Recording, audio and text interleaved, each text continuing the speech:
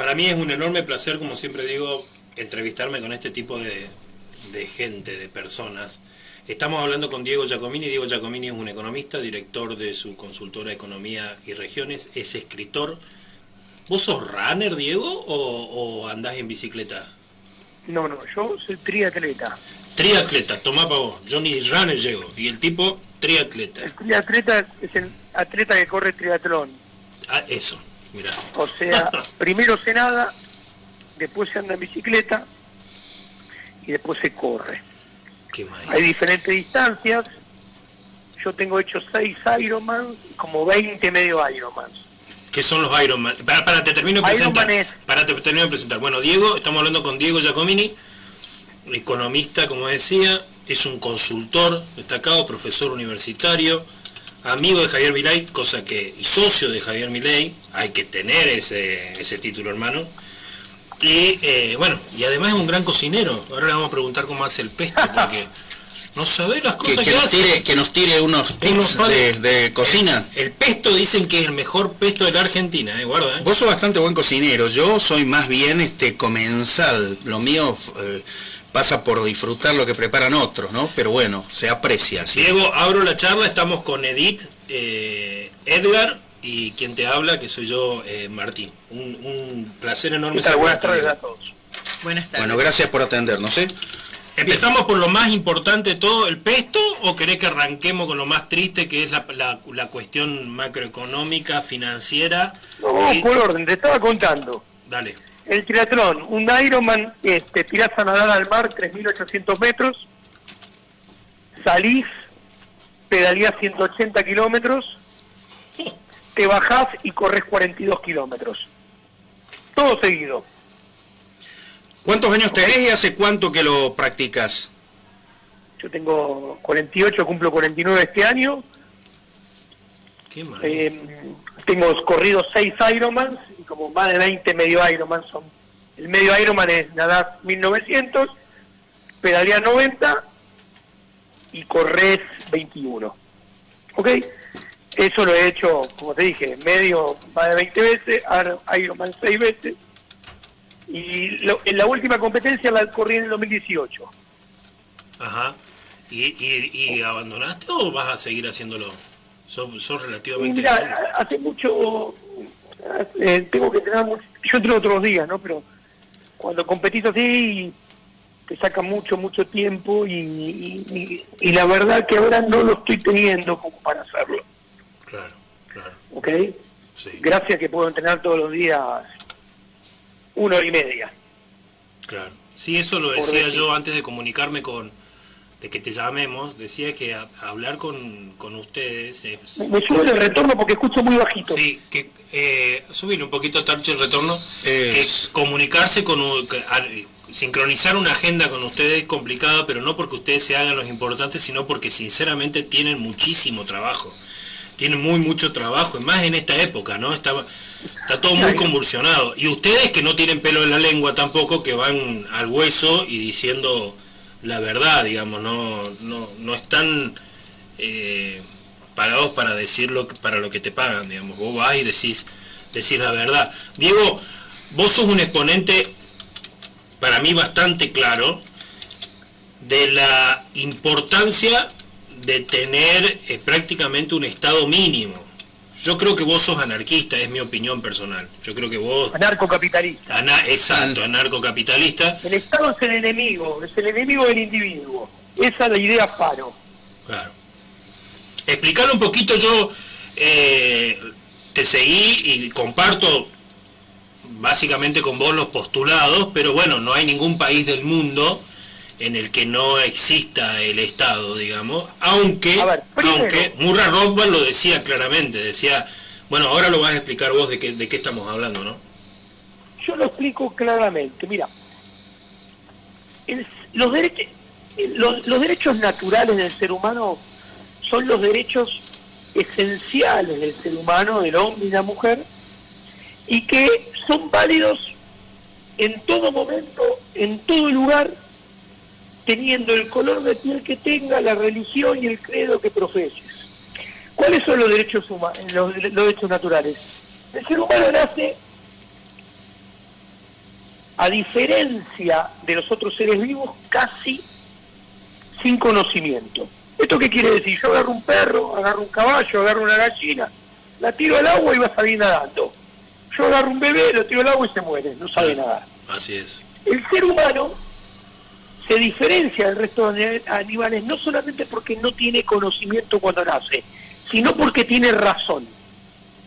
Entonces, utiliza su razón mezclándola con su propiedad privada primera, que es su cuerpo, su energía y su fuerza de trabajo, mezcla eso con la razón para alterar el medio que lo rodea, el entorno que lo rodea, y hacerse de los medios, que son los bienes y servicios, que necesita para perseguir y alcanzar sus fines. Que sus fines son, primero, sobrevivir, después vivir, después prosperar y después desarrollarse. Para poder hacer todo esto, necesita libertad, porque sin libertad de pensamiento, sin libertad de usar su propiedad privada, que es su cuerpo, su energía, su fuerza de trabajo, tiene coartada la capacidad de hacerse de los medios para alcanzar los fines. Entonces ahí entendemos dos cosas importantísimas: que la libertad es inherente al hombre y a la mujer, obvio; que la propiedad privada es inherente al ser humano, y que si vos coartás eso, coartás la vida misma. ¿Por qué esto hay que entenderlo? Porque ahí surge el concepto de gobierno, que es diferente del concepto Estado. Eso es muy importante, Diego, vamos a subrayar eso. La gente confunde Estado con gobierno, y son dos cosas distintas, aunque parezca... Ahí voy a explicar. Exacto, pero son dos cosas... El gobierno es el que actúa solo en forma defensiva para proteger esos derechos inalienables del ser humano. O sea, es el que crea las instituciones para proteger esos derechos naturales del ser humano y nada más. No avanza sobre el individuo. El Estado es diferente. El Estado, ¿cuándo aparece el Estado? El Estado aparece cuando aparece la invasión, la violencia, la confiscación y la explotación. El Estado nace con la esclavitud. Cuando aparece el ser humano que se da cuenta que puede invadir a uno más débil, invadirlo, confiscarlo, y no matarlo, sino ponerlo a trabajar para él, la explotación, ahí surge el Estado. El Estado surge de esta manera, ¿y qué implica? Implica que la sociedad se parte en dos clases, en la verdadera grieta. Esto lo explica muy bien el sociólogo Franz Oppenheimer al principio del siglo XX, donde explica que es mentira el contrato social, y dice: a ver, alguien que me encuentre un contrato social firmado, no existe. Surge, como lo acabo de decir yo, explicar brevemente yo. E implica que la sociedad se divide en hombres que viven de los medios políticos versus hombres que viven de los medios económicos. Los que viven de los medios económicos, por ejemplo yo, vivo en el sector privado del sector privado. Yo me tengo que comprar mi dinero. ¿Y cómo lo compro mi dinero? Lo compro cuando un prójimo me paga voluntariamente un bien o un servicio que yo le vendo. Ese prójimo me va a comprar ese bien o servicio que yo vendo solamente si le sirve, si yo le doy un medio para que él pueda alcanzar un determinado fin. Entonces, si te das cuenta de eso, vos te das cuenta que yo, para poder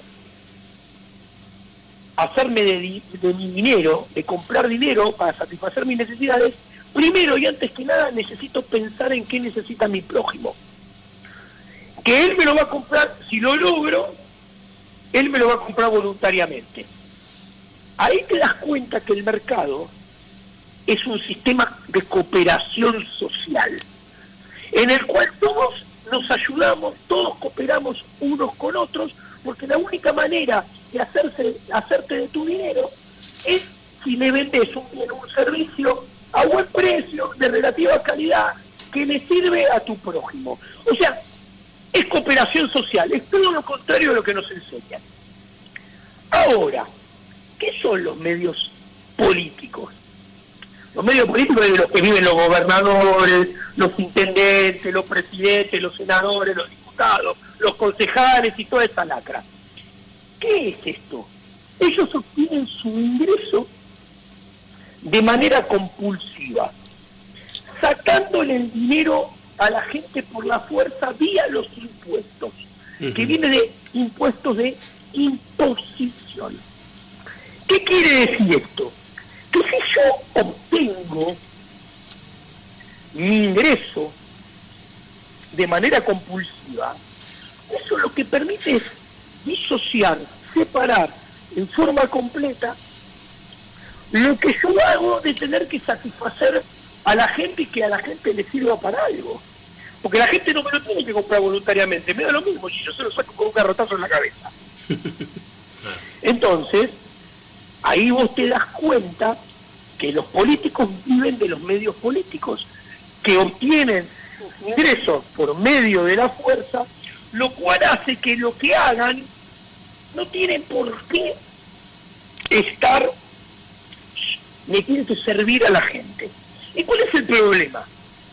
Que obviamente el hombre siempre vive sopesando ocio con trabajo, ¿no?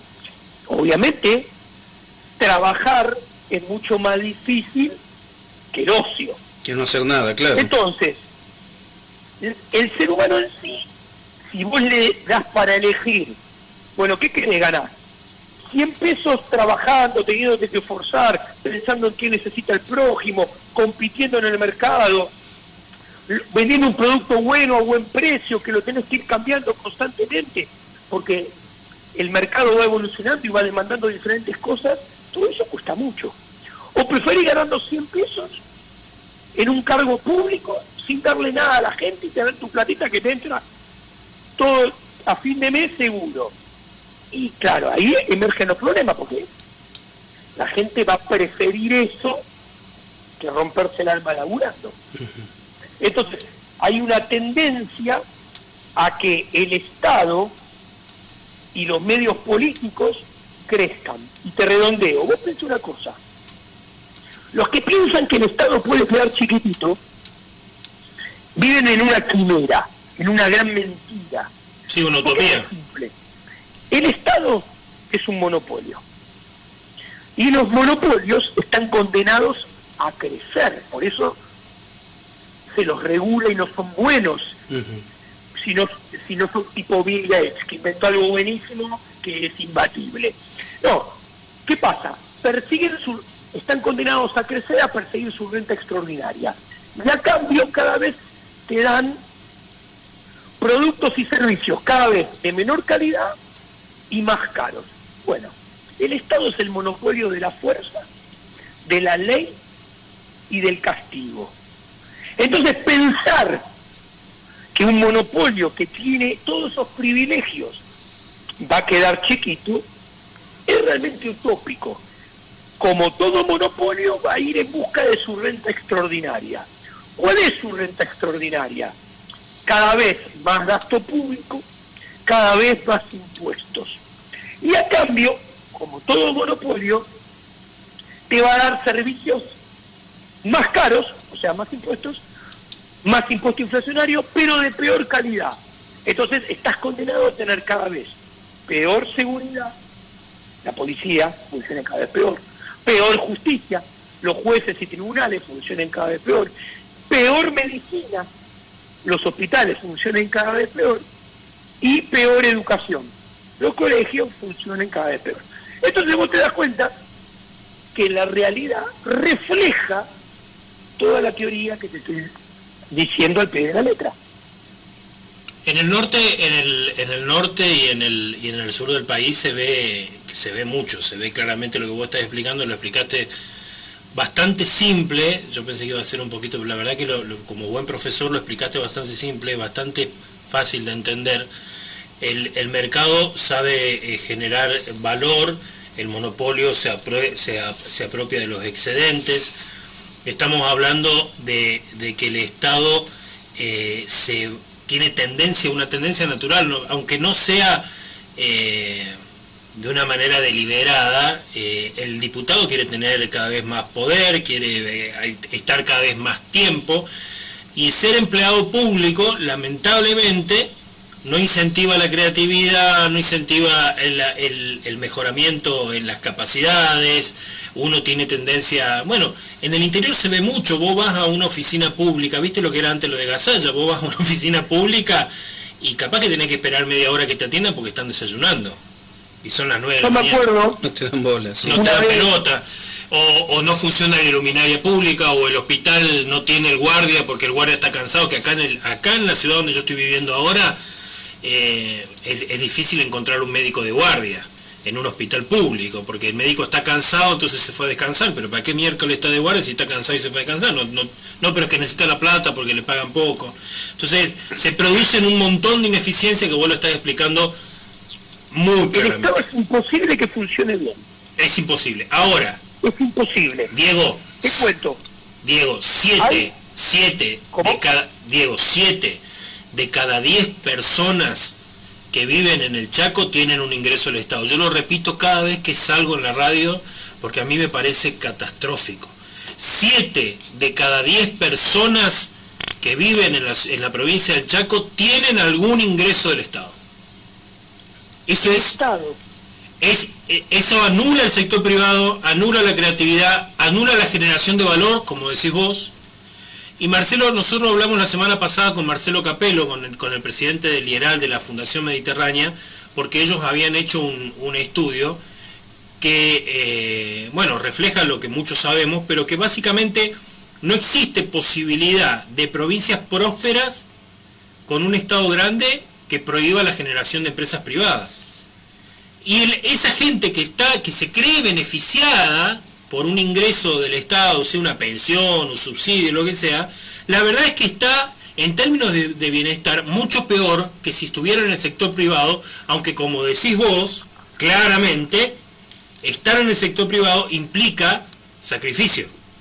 Es más fácil el ingreso seguro y tranquilo, porque además hay otro problema, Diego. Cuando vos sos personal de planta en alguna repartición pública, lo sos para toda la vida.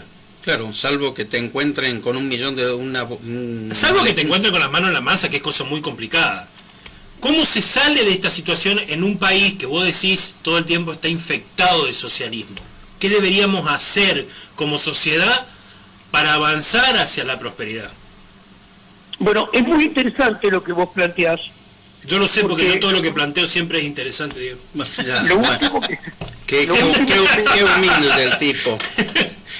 Es un chiste. Lo último que mencionás sobre la estabilidad del empleado público es una barbaridad y atenta contra uno de los principios básicos del derecho natural. ¿Cuáles son los principios básicos del derecho natural? Uno, que el ser humano en lo único que debe ser igual es en su derecho frente a la ley. ¿Y qué sucede? Estos regímenes de empleado público, donde el empleado público tiene el empleo asegurado de forma permanente, haga lo que haga, la única manera que lo echen es que decapite al director provincial en el medio del edificio, ¿no? Sí. Es más, Que no sé si no le hacen un sumario primero, no sé si no le hacen un sumario primero que tenga la cabeza en la mano, no sé. A ver, no solamente eso, estaba diciendo, ahora me perdí. Son casi hereditarios, o sea, muchas veces se hereda el cargo de padre a hijo dentro de la estructura del sector público. Eso te iba a decir. En la provincia, en los municipios. No importa que no tengas capacidad, nada, no importa, heredás el cargo de tu papá. Hay desigualdad frente al trabajador privado, que el trabajador privado tiene que más o menos hacer las cosas bien y brindarle un servicio, un bien a su prójimo, que si ese empleado le está brindando el servicio de trabajar a su empleador. Porque si no lo echa, porque si no se queda sin laburo. Y lo grave de esto es que el que tiene el empleo asegurado por la ley, haga lo que haga, es mantenido y financiado por el que, por el mismo Estado, no tiene asegurado el empleo y haga lo que haga, sino que depende, para seguir teniendo empleo, de hacer las cosas bien. Y si hace las cosas mal, pasará a perder su empleo. Entonces, cuando vos visualizás esto, te das cuenta que es un engendro. Claro, claro. Y es realmente... Es muy sencillo, la gente que tiene un empleo público, que está más cómoda, para decirlo de alguna manera, que la gente que está en el mercado, en realidad está siendo vasallo del burócrata de turno. Depende de ese señor feudal que le ponga la firma o no le ponga la firma a una planilla burócrata para seguir manteniendo sus beneficios que provienen del Estado. Claro, hay un círculo vicioso que se retroalimenta, porque entras al Estado cuando haces militancia, y la militancia es el agradecimiento al candidato que ganó, que te metió ahí adentro. Entonces, no te olvides que yo te puse ahí, y termina siendo, viste, una relación casi de fanatismo. Edith, te quiero hacer una pregunta. Sí, bueno, estaba mirando un artículo del Cronista publicado el 7 de enero de 2019, que tiene un título muy interesante y que quiero que me responda si sigue pensando igual, porque dice: cuando los economistas son parte del problema. Sí. Sí, dice. Sí, lo firmo todos los días. Los subrayo, los resalto con resaltador amarillo fluorescente. ¿Nos dibujan un poco las cosas? Miren, no todos, algunos. Argentina básicamente tiene un problema moral y ético. Y mis colegas, no todos, pero muchos, son cultores de gran problema moral y ético. Muchos de mis colegas aspiran a llegar al sector público para hacer negocios con el sector público o hacer negocios desde el sector público. Con lo cual, y es más, hasta trafican información proveniente de los colegas que están en el sector público. Entonces, no pueden decir las cosas como son. Porque si llegan a decir las cosas como son, evidentemente se les corta abruptamente ese proyecto personal, profesional, de poder llegar al Estado, hacer negocios, tener contratos con el Estado, algo de militancia del Estado y hacer negocios desde el Estado. La clásica es tener un socio, lo dejo en la consultora a mi socio y yo voy al Estado, etcétera. ¿Aún siendo el Estado tan mal pagador? ¿Cómo? Aún siendo el Estado tan mal pagador, es un buen negocio eso que vos estás comentando. Mira, yo te voy a decir una cosa. Hubo algún ministro, economista, ministro nacional, del gobierno anterior, que por ejemplo, en el momento de que era consultor económico, como soy yo, que para aceptar el cargo tuvo que renunciar, no me acuerdo ahora si eran 7 u 8 millones de pesos de consultoría, con el ministerio al cual él iba a asumir, que iba a cobrar en 6 meses, o sea, iba a cobrar 7, 8 millones de pesos en 5, 4 meses, no me acuerdo, con ese ministerio. Yo no te renuncio a 7, 8 meses de consultoría, 7, 8 millones de pesos de honorario de consultoría, ni que me corte las 2 piernas. Ahora, yo me pregunto, si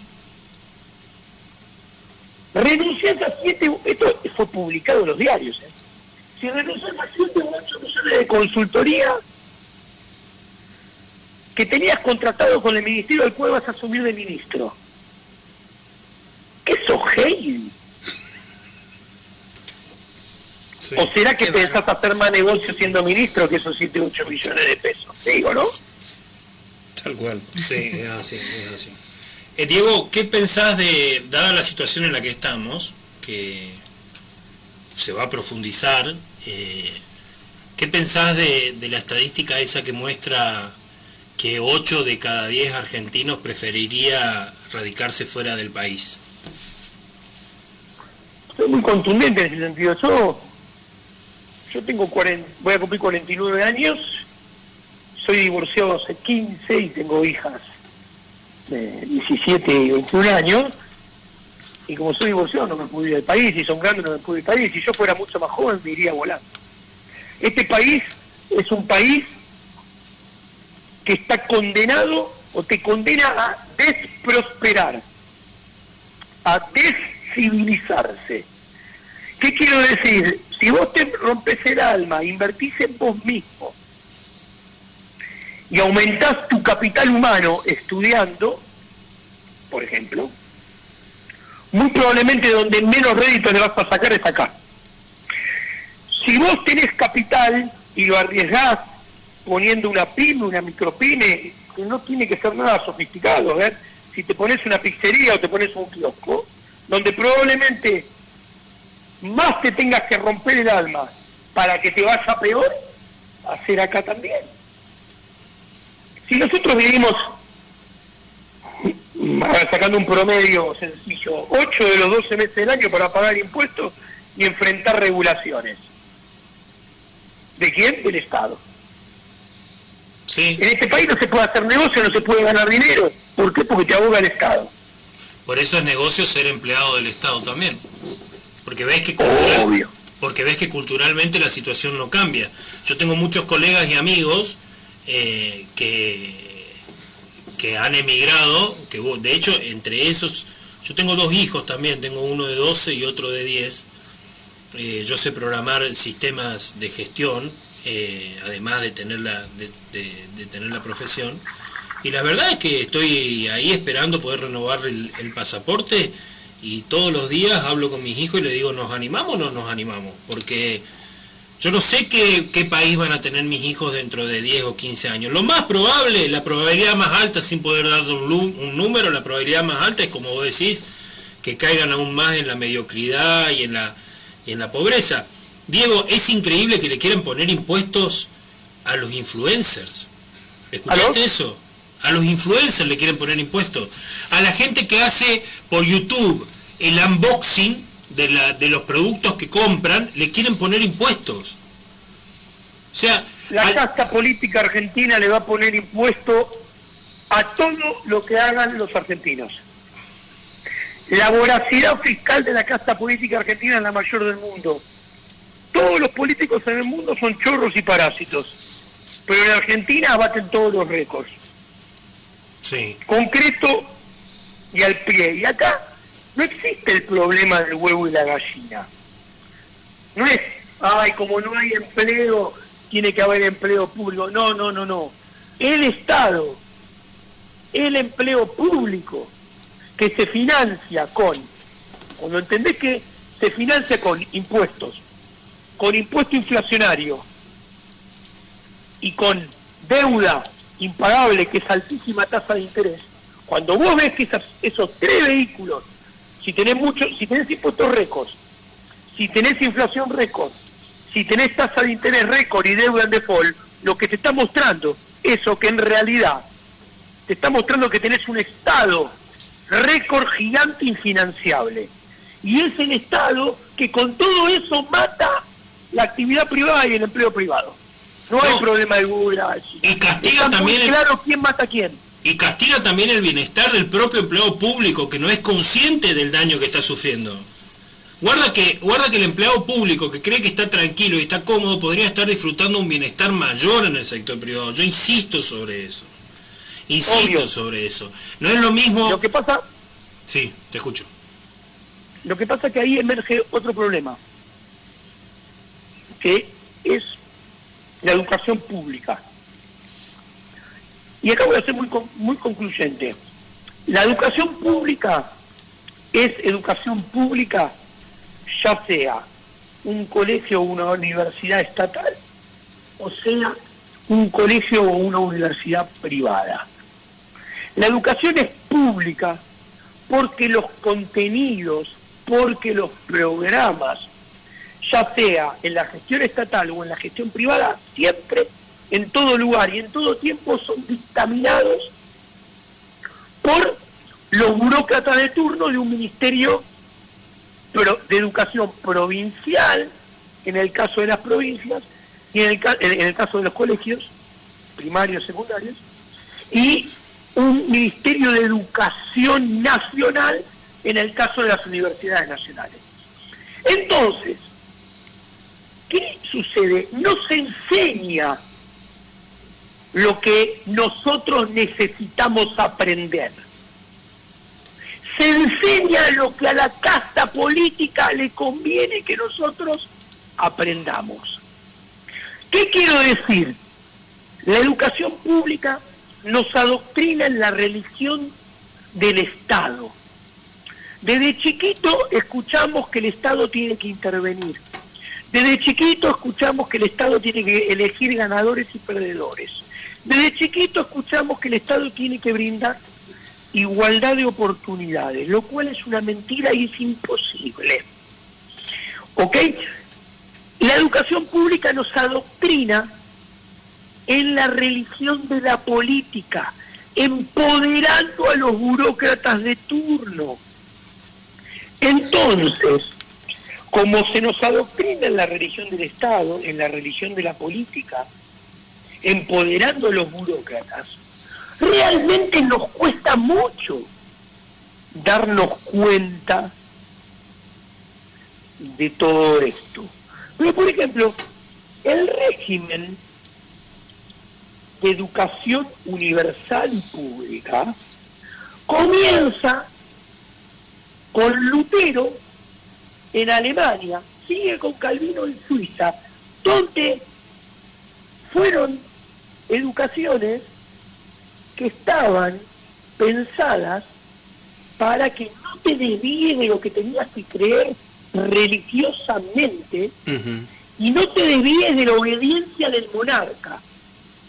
Esos regímenes los levanta Bismarck en el Imperio Prusiano, que es hoy Alemania, en el siglo XIX, que es lo que copia Sarmiento, que previamente habían copiado todos los estados de Nueva Inglaterra en Estados Unidos, que son los que están al norte de Nueva York, o sea, yendo hacia Canadá, que eran hiperconservadores, que básicamente te educaban en que tenías que obedecer al Estado y tenías que ser muy obediente también religioso.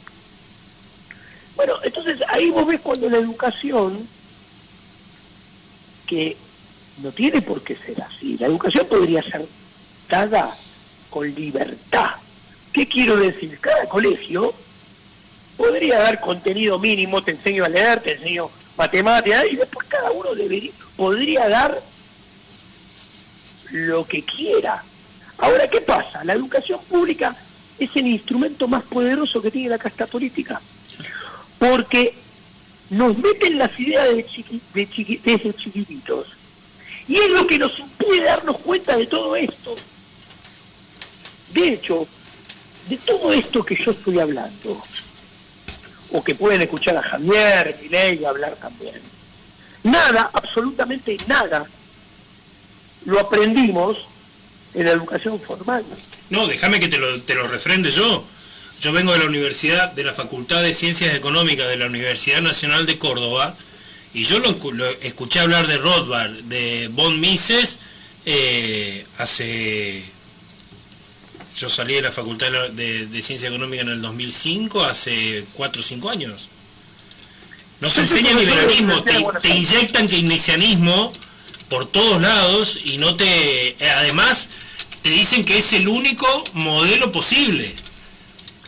Yo soy profesor de la Facultad de Ciencias Económicas de la Universidad de Buenos Aires, situada en la calle Córdoba de esta ciudad, que es la mayor universidad de la Argentina, mayor productora de economistas de Argentina, y en la biblioteca no hay libros de Hans Hermann Hoppe, discípulo de Rothbard, no hay libros de Israel Kirchner, no hay libros de Rothbard, no hay libros de von Bauer, no está Principio de Economía de Menger.